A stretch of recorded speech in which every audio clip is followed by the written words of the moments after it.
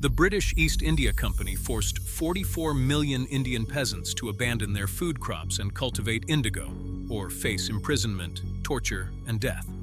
So European nobility could wear blue. This wasn't a government. It was a publicly traded company headquartered in London. For 200 years, this private company controlled the only product that transformed ordinary fabric into a symbol of absolute power. Kings paid more for a yard of blue cloth than for a warhorse. Entire armies marched wearing that color because it communicated something gold could not: dominion. And the ones who dictated who could wear blue, who could produce it, how much it cost, and where it went. It wasn't an emperor, it wasn't a parliament. It was a group of shareholders in London who never set foot in an indigo field in their lives.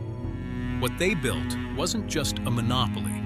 It was a system of control so complete that when it finally collapsed, it brought down an entire economy with it, ignited one of the largest peasant rebellions of the 19th century, and accelerated the end of the British Empire itself. And the irony no one talks about? The product that destroyed all of it didn't come from a revolution. It came from a laboratory in Germany. If this kind of story interests you, subscribe and hit the bell. This is where empires have an address. And tell me in the comments, had you ever considered that a color could be a political weapon? Before synthetic blue existed, before denim, before any industrial dye, there was a plant, Indigofera tinctoria. Small, hardy, with discreet green leaves that gave nothing away about what they concealed.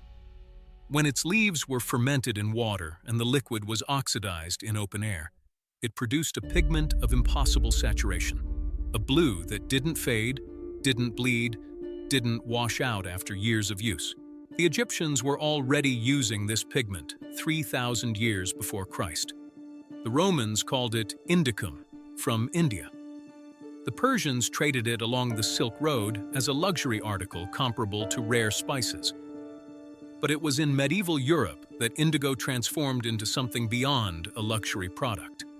It became a language. In 13th century Europe, the color you wore told the world who you were, where you came from, and what you were worth.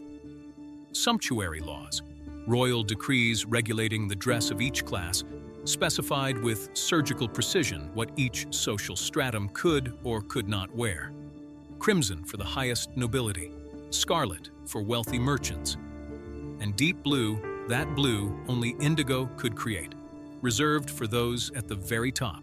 The Catholic Church painted the Virgin Mary's mantle in ultramarine, extracted from Afghan lapis lazuli, a pigment so expensive it was literally weighed against gold to calculate its value. When indigo began arriving in larger quantities from India, it offered something lapis lazuli could not: scale. You could have blue not just on altars, but on the bodies of the powerful. The problem was getting to it, and that problem cost decades of blood. The central challenge of the indigo trade in the 15th century was simple and brutal. The product grew abundantly in Gujarat, in Bihar, in Rajasthan. Europe desperately needed it, and between the two lay an ocean and a dozen Arab, Persian, and Venetian middlemen who charged more at every step of the chain. It was this logistical problem, and the greed it represented, that pushed Portugal, then Spain, then England and Holland to finance maritime expeditions around the world. Indigo wasn't the only product at stake, but it was among the most profitable. And when Vasco da Gama arrived in Calicut in 1498, one of the first things Portuguese merchants negotiated for was indigo. The world had changed, and blue was at the center of it. But it was the British East India Company, founded in 1600 by a charter from Queen Elizabeth II, that transformed the indigo trade from a lucrative business into a system of total domination. The company began as a consortium of London merchants, tired of watching Portugal and Holland profit from Asian trade. The Royal Charter gave them a monopoly over all British trade routes east of the Cape of Good Hope. In exchange, they assumed the costs and the risks. The crown didn't need to finance fleets, didn't need to pay soldiers, didn't need to risk the royal treasury on uncertain expeditions. It was imperialism outsourced, and it worked beyond any expectation. In its early decades, the company operated as a genuine commercial enterprise, trading textiles and metals for spices, silk, and indigo. But commercial exchanges had limits, and the company had no aptitude for limits. The turning point came in 1757 at the Battle of Plassey. A company army, not the British government's army, the corporations, defeated the Nawab of Bengal and effectively assumed administrative control of one of the most productive regions of the Indian subcontinent. It wasn't a conquest in the name of the British crown. It was a corporate operation that resulted in territorial control. From that point on, the company stopped being a merchant. It became a government. It collected taxes, administered courts, maintained an army that at one point reached 260,000 soldiers, larger than Britain's regular army at the time. It minted currency bearing its own symbol, declared wars, signed treaties. And it did all of this while also managing the indigo trade, which had become one of the most important revenue streams in the entire operation. And it was at this moment that corporate logic collided with human reality in a way that can only be described as systematic, deliberate, and documented. The indigo fields in Bihar and Bengal were managed through a system called NIJ. The plantations belonged to the company or its European agents. Indian peasants, ryots, were contracted to work this land with cash advances. The catch was that the advance created a debt that could rarely be repaid, because the company's agents set the purchase price of indigo below the cost of production. The peasant owed, planted to pay, sold for less than it cost to produce, owed even more.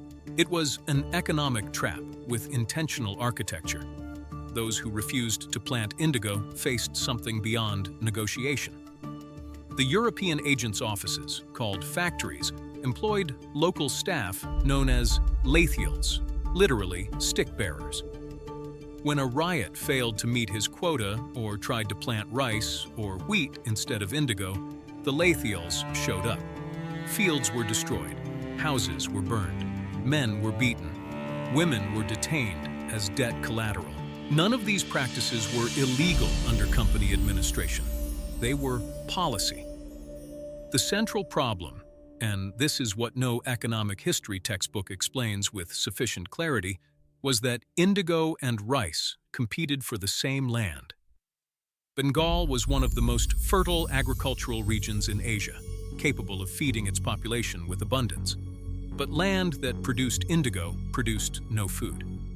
And the more the company expanded its plantations, the less land remained for subsistence. Between 1769 and 1773, a famine devastated Bengal.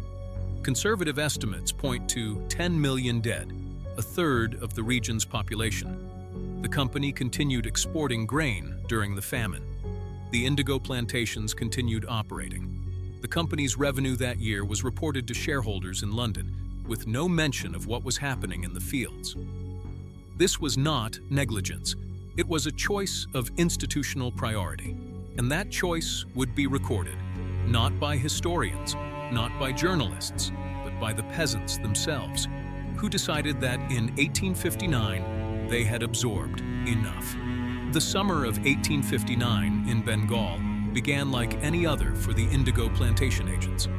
Harvests were scheduled, debts calculated, prices fixed, always below market, always sufficient to ensure no riot escaped the trap. It was routine. What no one inside the system saw coming was the coordination. Digambar Biswas and Bishnu Charan. Biswas were brothers from a village in Nadia, Bengal. Sons of peasants, they had grown up inside the indigo system. They knew exactly how it worked and exactly where it broke. In 1859, they began organizing what no peasant had managed to do at scale before, a collective and coordinated refusal. The message that circulated through the villages was simple. No one plants indigo this season. No one. If the agents come with lathials, the entire village responds. If they arrest one man, the entire village goes to the police station. If they destroy a field, the entire village destroys the nearest factory. The revolt spread across all of Bengal within weeks. What the colonizers called the Blue Mutiny was not an isolated event. It was an economic insurrection. The peasants weren't asking for better wages or better conditions. They were refusing the entire system, refusing to plant, refusing to pay debts they knew had been constructed to be unpayable, refusing to accept that a private company had the right to dictate what grew on their land. The British agents called for military intervention. The response was slower than they expected, and there was a reason for that. 2 years earlier, in 1857, India had exploded in the insurrection that the British called the Indian Mutiny and the Indians called the First War of Independence. The uprising was suppressed with brutal violence, but left the British Empire with a costly lesson. Forcing the issue in Bengal with another armed confrontation could turn local unrest into a continental fire. So something unusual happened. The colonial government sent a commission of inquiry. The Indigo Commission of 1860 heard testimony from peasants, agents, and local leaders. What it documented was exactly what the riots had been saying for decades: prices below cost, artificially constructed debts, systematic physical coercion. The final report, published in 1860, reached a conclusion rarely read in analyses of the colonial period. The system of indigo cultivation as practiced by the company was, and I quote directly, unjust and oppressive in nature. A system the empire had protected for 80 years was now described in official documents as documented oppression. The immediate result was the passage of the Indigo Commission Act of 1862, which made it illegal to force peasants to plant indigo against their will. In theory. In practice, the indigo plantations in Bengal collapsed almost immediately. Without coercion, virtually no peasant voluntarily chose a system they knew to be an economic trap. In less than a decade, indigo production in Bengal fell by more than 80%. The system had survived not because it was economically viable. It had survived because it was sustained by violence. But while the peasant revolt was dismantling one pillar of the monopoly from the human side, something was happening in a laboratory in Berlin that would demolish the entire economic pillar, in a way that not even the rebels of 1859 could have imagined. Adolf von Baeyer was a German chemist with a methodical obsession and a patience that bordered on the unnatural. Since the early 1860s, he had been pursuing a specific problem: understanding the molecular structure of natural indigo in order to reproduce it synthetically. It was the kind of project that destroyed careers, 15 years working on something with no guarantee of results. In 1878, Baeyer published his partial synthesis. In 1880, he completed the structure. In 1897, BASF, the German chemical giant that had invested 18 years and the equivalent of more than $1 billion modern dollars in the project, launched synthetic indigo on the market at industrial scale. The product was chemically identical to the natural one. The color was the same. The saturation was the same. The permanence was the same. The price was a fraction. What happened in the years that followed was an economic collapse in slow motion that undid centuries of commercial structure. In 1895, India exported roughly 19,000 tons of natural indigo per year. By 1913, fewer than 1,000 tons, a reduction of more than 95% in less than 20 years. The regions of Bihar and Bengal that had been forced to build their entire economies around indigo, destroying their food production capacity in the process, now had neither a market for the product nor land prepared to return quickly to subsistence agriculture. Entire families that depended on indigo processing income were left with nothing. Merchants who moved capital through that chain went bankrupt. ports that had prospered from exporting the product watched their volume collapse. The Germany that synthesized indigo also accelerated the end of the colonial system that sustained it, not out of solidarity, but because chemical innovation was cheaper than maintaining empires. And there was yet another level of irony that few historians make explicit. The British East India Company had been formally dissolved in 1874, after the Crown assumed direct control of India, following the revolt of 1857. The corporate instrument had been eliminated, but the system the company had built, the infrastructure of agricultural exploitation, the logic of extracting value from colonial territories without reinvesting in them, the institutional habit of treating populations as inputs, that system outlived the company that created it, and the collapse of indigo exposed it completely. An entire nation had been reorganized to serve a product that a machine in Berlin was now making obsolete. But wait, because synthetic blue still had one last move to make, and it didn't go to the fields, it went to the cities. In 1873, in San Francisco, a German immigrant named Levi Strauss was selling work pants to miners. The fabric was durable, the cut was functional. But there was a marketing problem that Strauss took years to solve: how to make a work pant identifiable, sellable at scale, associated with a specific idea. The answer was blue. Synthetic indigo made it possible to dye heavy cotton fabric with a consistency and at a cost that natural indigo had never allowed. And the color had a perverse and perfect logic. It was simultaneously associated historically with nobility and power, and now accessible to any worker who could afford a pair of pants.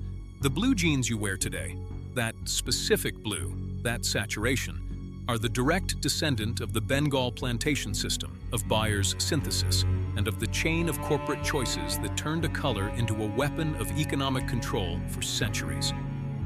This isn't metaphor, it's industrial heredity. And there's something more that this complete arc reveals about how power operates when it works through corporations rather than governments. The British East India Company was never tried for the crimes of the indigo system. None of its directors were prosecuted for the Bengal famine. None of its shareholders returned dividends earned from a system that official documents described as oppressive. The 1860 Commission documented, Parliament legislated, and the empire continued administering the same territories with a slightly different structure. The form of control changed. The logic remained. This is not coincidence. It's how corporate structures of power protect themselves, by distributing responsibility until it disappears. When a company has 200 shareholders in London, who is responsible for the destroyed field in Bihar? The director who approved the policy? The shareholder who collected dividends? The local agent who sent the lathials? The parliament that granted the monopoly? The European consumer who paid for the blue cloth without asking where it came from? The diffusion of responsibility is not a flaw in the system. It is the system's engineering. And the peasants of Bengal understood this before any economic theory could articulate it. They didn't try to punish individuals. They tried to stop the mechanism. They refused to be inputs. It was the only form of resistance the system's architecture had not anticipated, because it presumed that no group of human beings large enough and desperate enough could coordinate against it. The revolt of 1859 was, in that sense, an experiment in collective agency against structured corporate power. And it worked, not because it toppled an empire, but because it proved that the system depended on passive consent more than on active force. When consent was withdrawn at scale, the system could not sustain its own coercion. That left a mark. Not in the history books of British colonization, where the revolt appears as a footnote, but in the movements that came after. Mohandas Gandhi studied the history of indigo, the refusal to plant indigo in Champaran in 1917, where peasants were still being forced to plant despite the law of 1862, was one of the first major acts of organized civil disobedience that Gandhi led. Not the last. Blue had one final irony stored away for the empire. The color that had served as an instrument of colonial domination became, in Champaran in 1917, a symbol of the resistance that eventually ended that domination. Indigo didn't bring down the British Empire alone, but the chain of events it set in motion, the exploitation it normalized, the revolt it inspired, the movement it helped form, contributed to the dismantling of a structure that had been built on the premise that entire populations could be organized as production inputs. That premise did not die with the empire, it changed form. What Indigo reveals with a clarity few historical products can match is the complete mechanism of corporate power. The legal monopoly granted by the state, physical coercion outsourced to local agents, the diffusion of responsibility through shareholder structures, the regulatory capture that transforms documentation of crime into an administrative report, and the structural resilience that outlives the collapse of the instrument itself. Because the instrument was never the point. The mechanism was the point. Every time you read about a company that receives exclusive concessions from a government, that outsources operations to regions with fewer labor protections, that reports profits while surrounding communities collapse, that vanishes as a legal entity before being held accountable, you're reading the same manual, updated, relaunched, with a different name on the cover. Empires traded flags. The mechanisms kept their gears. Every generation has its own companies with powers that no voter granted them. The names change, the continents change, the products change. But the structure, monopoly, coercion, diffusion of responsibility, capture of the state, that structure has a continuity that crosses centuries because it works. If you want to keep mapping how this mechanism operates, subscribe. Every episode here is a piece of the same puzzle. Like this video if this story changed how you'll look at the color blue the next time you open your closet. And tell me in the comments, which company today do you think is running the same playbook?